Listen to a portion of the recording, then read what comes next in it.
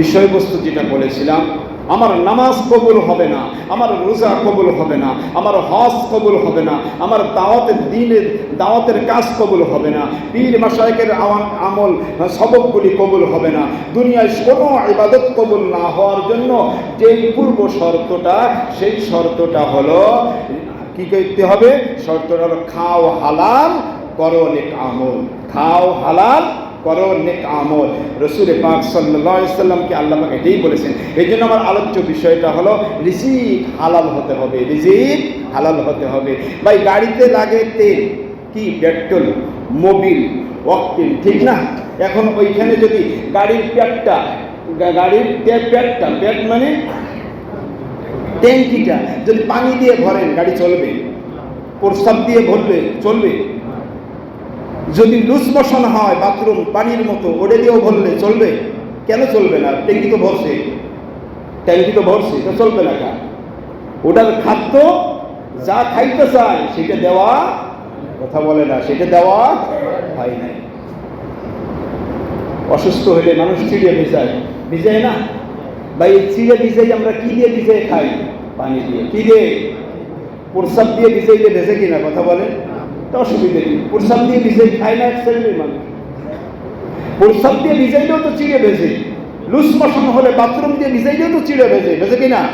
কিন্তু প্রস্রাব দিয়ে চিড়ে ভিজাই কেউ খায় না, বাথরুম দিয়ে চিড়ে ভিজাই কেউ খায় না। তেলের ট্যাঙ্কিতে গাড়ি ঘোড়ায় যেই তেল লাগে সেইটা ব্যতিক্রম, পানি দিলে যেরকম চলে না, ঠিক তদ্রূপ আল্লাহ পাক রব্বুল আলামিনও বলেন, তোমার ইবাদত গ্রহণ করব না, তোমারও কোনো আমল চলবে না, ঈমান চলবে না, আমল চলবে না, নামাজ চলবে না, হজ যাকাত চলবে না, কোনো দান সদকা চলবে না, দাওয়াতের কাজ কবুল হবে না, পীর মাশায়েখের আমল কবুল হবে না, যতক্ষণ তোমার রিজিক হালাল না হবে, যতক্ষণ তোমার রিজিক হালাল না হবে, রিজিক হালাল না হবে। এই জন্য রব্বে কারীম রাসূলকে লক্ষ্য করে বলেছেন, ইয়া আইয়ুহার রাসূলু কুলু মিনাত তাইয়্যিবাত ওয়া আমালু সালিহান।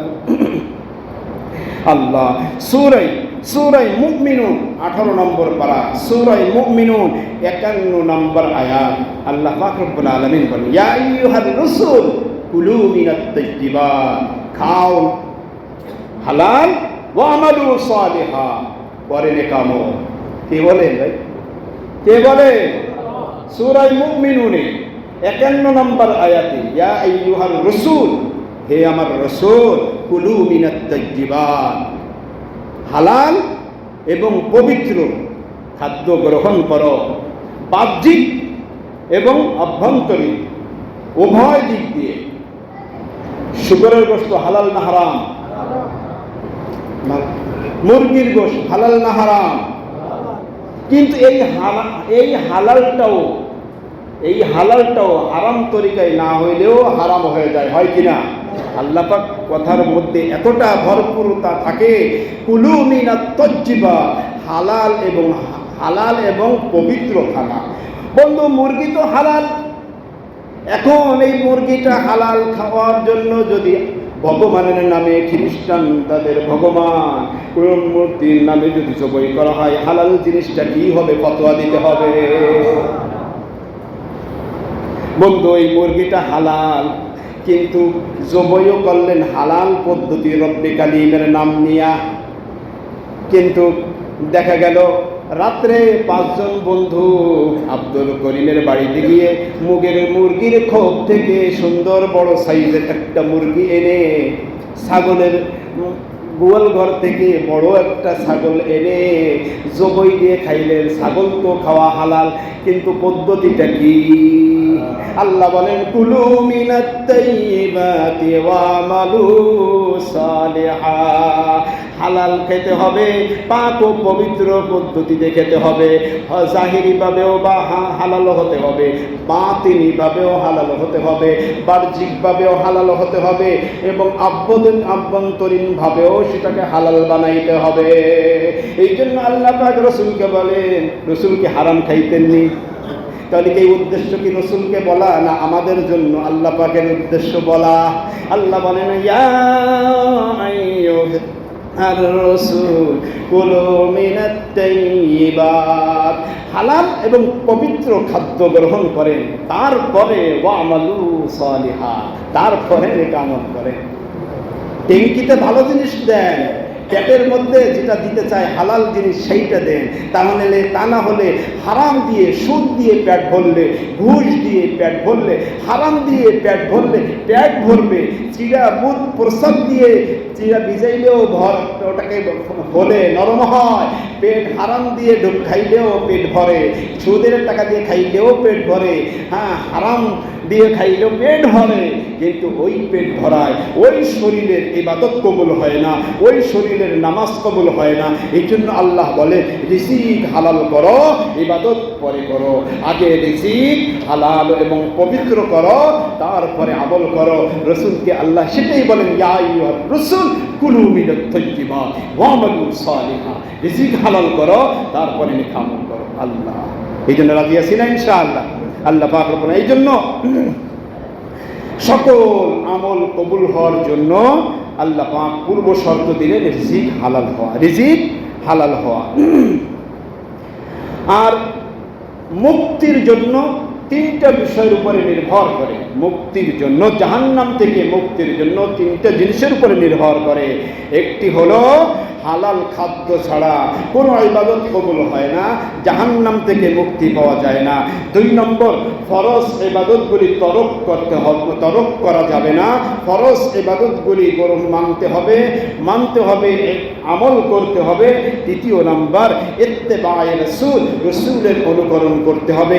3টা গুণ যার মধ্যে থাকবে, রব্বে কারীম তাকে জাহান্নাম থেকে মুক্তির ব্যবস্থা আল্লাহ করে দিবেন। সুবহানাল্লাহ। এই জন্য সূরা বাকারায় 172 নম্বর আয়াতেও এই বিষয়টা আল্লাহ তুলে ধরলেন, ইয়া আইয়ুহাল্লাযীনা আমানু কুলু মিন তাইয়্যিবাতি মা রাযাকনাকুম ওয়াশকুরু লিল্লাহ ইন কুনতুম ইয়্যাহু তা'বুদুন। ও ঈমানদারগণ, দাবি করো, ফুটন্তি দেখাও আমি ঈমানদার। তুমি যদি ঈমানদারি হয়ে থাকো তাহলে তোমাকে রিজিক হালাল হতে হবে, পাক ও পবিত্র রিজিক তোমাকে গ্রহণ করতে হবে। এই জন্য এই পেট তো বোঝে না, বান্দাই বোঝে না বেরেন দিয়ে, পেট তো পাইলেই যা দিব তাই নিবে, ট্যাঙ্কিতে প্রসাদ দিলেও ট্যাঙ্কি নিবে, না ফিলিং স্টেশনে গিয়ে তেল দিলেও তেল নিবে, যা দিব তাই নিবে, কিন্তু গাড়িতে সব কিছু চায় না। পেট সব কিছুই যা দিব তাই নেবে, রব্বে কারীম তো চায় না।